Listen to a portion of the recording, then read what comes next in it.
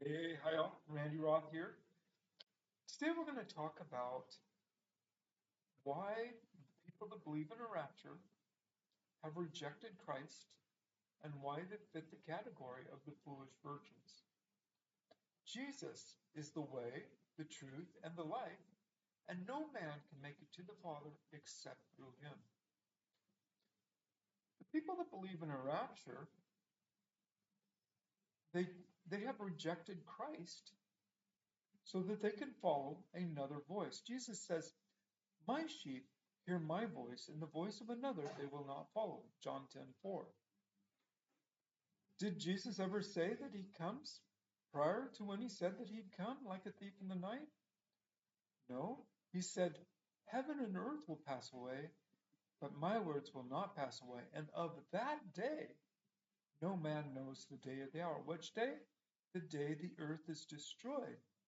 Then he goes on to say that he comes as where one person is taken, another person is left, and it is as a thief in the night. This is found in Matthew 24, verse 35 through 36.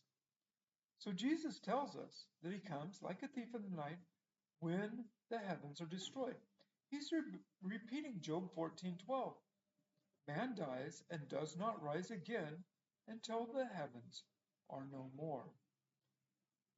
Job may have been the first to mention the resurrection of the dead, and Paul calls the event the resurrection of the dead 4 times in 1 Corinthians 15, which is the exact same event that he does not want us ignorant about in 1 Thessalonians 4, verses 13 through 18.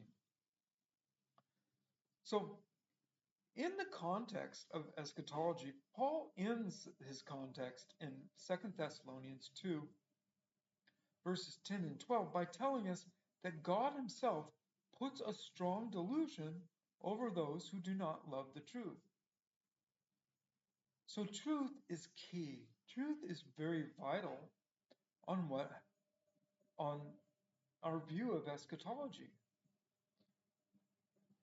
The question I have today for those who believe in a rapture is how can you think that Jesus came all the way to die on the cross for the sins of the world and spend the time teaching what he taught just to have it brushed under the rug the moment that he died on the cross?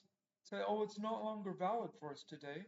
Just the teaching of Paul, which didn't come until years later. So this dispensation, they say, of Paul is the only one that they want to follow. So, and essentially, a follower of Paul. A Christian means a follower of Christ. But the dispensationalists, the people that believe in a rapture, do not follow Christ. They follow Paul, or say they follow Paul. Paul does not teach the same gospel that they teach. Rather, Paul says, follow me as I follow Christ. 1 Corinthians 11, verse 1. So, what we do with truth is so key, it's so vital. And it's an indicator of, of salvation. See, the foolish virgins are indeed watching for the coming of the bridegroom, but in the end are told, I know you not, and the door is shut to them. Why? Why? Because they simply did not believe Jesus. Jesus just finished telling them that he comes like a thief in the night when the earth is destroyed. But the people that believe in rapture, they don't have enough oil in their lamps to endure to the end. Rather, they only have enough for an imminent rapture.